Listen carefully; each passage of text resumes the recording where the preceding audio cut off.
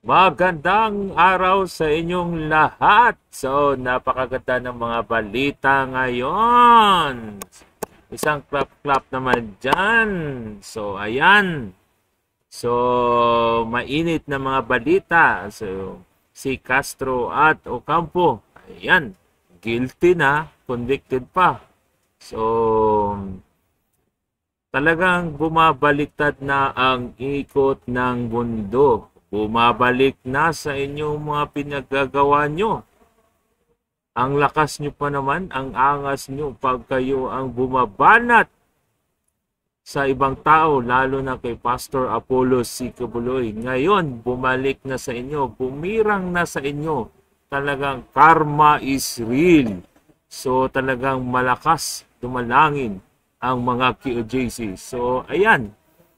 So, bumabalik na talaga sa inyo. Huwag na nating patagalin ang mga banat ng mga banateros sa araw na ito. Pakinggan po natin, guys.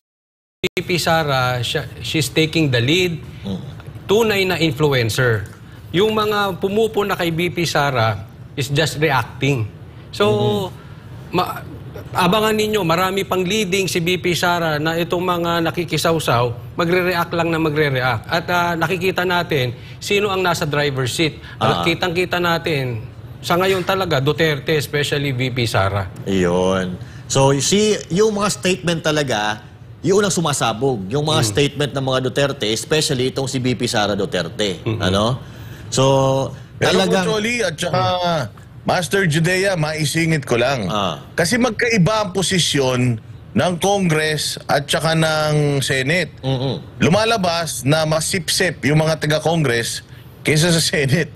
Kasi nagsasalita rin sila Chis Escudero, sila Wing Gatchalian. Sinasabi naman nila na ano naman to? Sigurado naman nila na biro ito. Kaya kahit sila Panfilo Lacson, yun din ang ano nila eh.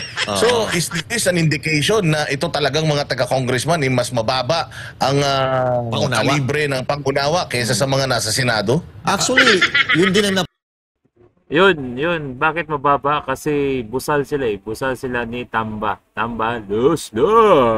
mapansin ko eh. Kasi itong sa Senate, itong mga taga-Senado, katulad na lang ng dating senador na si Senador Ping Lacson, positibo pa rin yung response niya, di ba? Positibo at kasabay sila Senador Chis Escudero, positibo yung response nila. Ito lang talagang hindi ko alam kung mas matatalino ba talaga ang senador kaysa doon sa mga congressman. Hindi ko alam Oo, kasi yun ang nangyayari. Katulad na lang nito si Franz Castro. Isa rin ito sa mga bumatikos doon sa sinabi ni VP Sara na regarding dito sa designated survivor at sinakyan dyan ng mga kasama ng makakaliwang grupo katulad nitong ni Raul Manuel na patawa-tawa pa. Akala mo naman, nakakatawa siya. Nakakabwisit naman ang pagmumuka, di ba?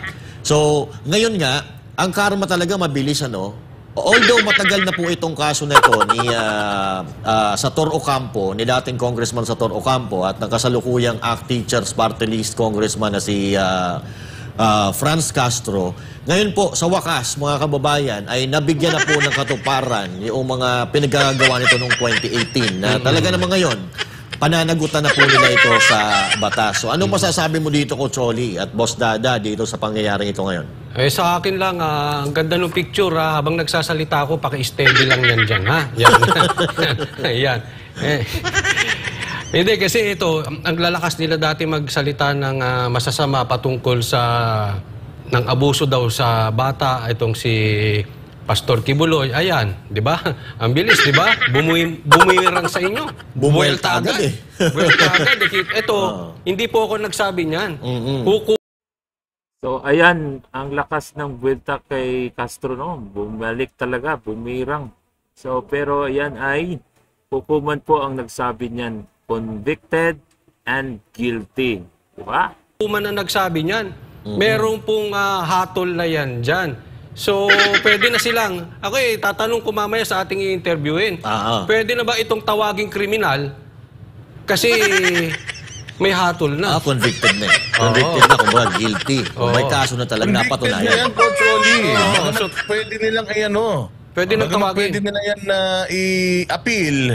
Pero convicted, ibig sabihin na patunayang may kasalanan na itong mga Polonges na ito, talagang pahirap sa taong bayan talaga. Yun. Salot ika nga. But anyway, umaapila itong mga to eh. Kasi itong mga tao na to, itong lalo na mga makakaliwang grupo, mga kababayan. Yan. Itong mga tao na to, pumapabor lang ito sa hustisya, pagpabor sa kanila. Sakali sila umaayon. Pero pag kontra sa kanila, kumukontra din sila. So, gusto lang nila, nakaayon lang sa kanila lahat ng batas eh. Parang gano'n lang nangyayari. At umaapila nga ito at may report tayo tungkol dyan. Para sa Department of Justice, dapat irespeto ang naging hatol ng korte sa dating Bayan Buna Representative sa Tor Ocampo, ACT Teachers Party List Representative Franz Castro at 11 pang respondent sa kasong child abuse. Ang anuman daw na pagtangkang sirain ang tiwala ng publiko sa proseso ng hudikatura sa pamamagitan ng hindi naaangkop ng mga pahayag o kilos ay hindi katanggap-tanggap. Si Margo Gonzales sa report. Nagsagawa ng kilos protesta sa harap ng Commission on Human Rights sina ACT Teachers Party List Representative Franz Castro at si dating Bayan Muna Party List Representative sa Tor Ocampo matapos lumabas ang hatol ng Tagum Regional Trial Court na guilty sa kasong child abuse ang dalawa at 11 pang akusado. Sa ilalim ng desisyon ng korte, sinetensyahan ang mga ito ng pagkakakulong ng mula 4 hanggang 6 na taon. Pinagbabayad din ang mga ito ng kabuang 20,000 halaga ng danyos, 10,000 para sa civil indemnity at 10,000 piso para sa moral damages para sa 14 na minor de edad na biniktima ng mga ito. Binigyan din ng DOJ ang kabigatan ng nangyaring proceedings at ang kahalagahan ng paggalang sa hatol ng korte. Pagpapakita daw kasi ito ng determinasyon ng hudikatura na itaguyod ang batas at protektahan ang karapatan ng mga vulnerable, lalo na ang mga bata. Kaya apela ng mga ito sa lahat ng sangkot, respetuhin ang desisyon ng korte at ang sinunod na due process bago sila tuluyang hinatulan. Ayon sa DOJ, dapat respetuhin ng korte ang sistema ng batas at ang mismong batas. Ang anuman daw pagtatangkang sirain ang tiwala ng publiko sa proseso ng hudikatura sa pamamagitan ng hindi naaangkop na mga pahayag o kilos ay hindi katanggap-tanggap. Sa kabila nito, kinilala pa rin ng DOJ ang karapatan ng mga nahatulang individual na umanap ng legal remedies gaya ng pag-apela sa korte. Para sa Diyos at Pilipinas ko mahal, Margaret Gonzales, SMNI News. Yun. Grabe kayo ha. Ang daming picture. Yan pa talaga kinuha yung picture ni SOJ. Nakabarong tapos hanggang dito nakabutones. So pambihira. Kayo iba tuloy naaalala ko. Ay, pambihira. Siyempre, late, Yan, isang buhay na patunay yan. Isang buhay na patunay yan, mga partners ng mga banateros na talagang ang karma ay totoo. Totoo po na may karma. Kita nyo naman. Di ba? Itong si SOJ Rimulya, itong kaso ni Pastor Apollo Kibuloy, dapat dismiss na ito. 4 na taon, binuksan, nidagdagan pa. Nakita nyo ano nangyari. Ito, kamakailan lang, itong mga Makabayan Black na ito, napakayayabang kung persecute politically itong Kingdom of Jesus Christ, pati itong si Pastor Apollo Kibuloy, na kesyo may mga bata daw na apektado, eto, na desisyonan yung kanilang kaso. Kaya talaga naman, ibang klase talaga gumalaw ang langit, mga boss. Kaya yung mga, yung mga nasa gobyerno ngayon, may pag-asa pa kayong magbago habang maaga pa. Di ba? Ako nga Boss Dada, sabi ko nga bilib na bilib ako dito sa mga politiko na nangangawat sa gobyerno. Hindi ko lubos maisip kung paano pa po sila nakakatulog ng mabuti. Kasi ikaw, bilang isang tao na may konsensya, magsinungaling ka nga makagawa ka ng maliit na kasalanan, nasa gobyerno ngayon. Dinadala mo yan sa dibdib mo. Kaya ako, bilib na bilib ako sa talent nitong mga nasa gobyerno. Yung mga magnanakaw lang, kasi nakakatulog pa sila. Sa kabila ng pangangawat nila, nakakatulog pa sila ng bahimbing sa gabi. Diba? Nakakabilib. Alright. So, ayan guys. Grabe, no? Bumaliktad na talaga ang ikot ng mundo. Karma is real. So, sa lahat ng mga hindi pa nagbago dyan, malakas dumalangin ang mga KOJC.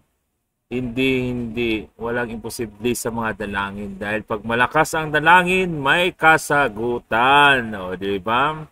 So, sa lahat mga hindi pa nagtigil dyan o hindi pa nagbago, so hintayin nyo ang kasagutan ng mga dalangin ng mga COJC. O, di ba? So, doon nagtatapos yung video ito. So, salamat sa panonood. Huwag kalimutan i-subscribe, i-like at i-share ang video ito para sa mga kababayan natin hindi nakapanood po.